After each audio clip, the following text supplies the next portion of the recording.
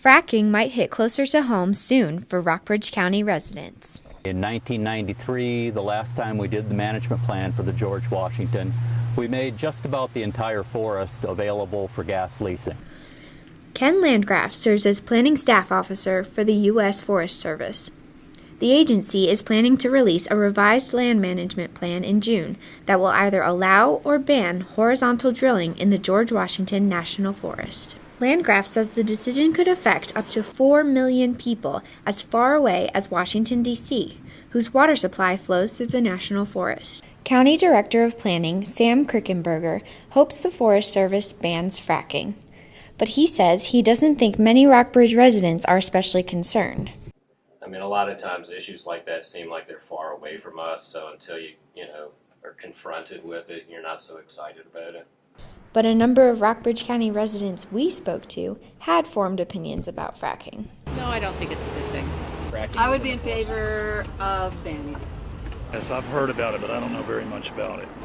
I would be against it doing it in the George Washington National Forest. Yeah. I'm not in favor of fracking, period, so I'm not going to like it in national forests. I feel that we're looking for energy. We need the energy. And I think fracking is okay, provided it's done safely and not in a hurry.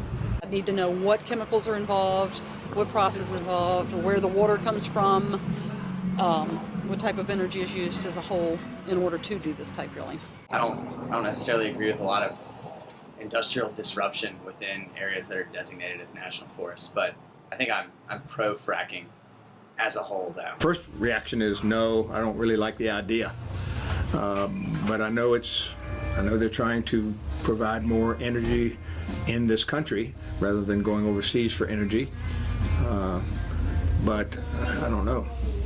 Well, right now it depends on where it is and how close it is to other homes and houses, what kind of topography it is, and what is the potential for endangering existing drinking water. If there isn't any or a minimum, I'm in favor of it.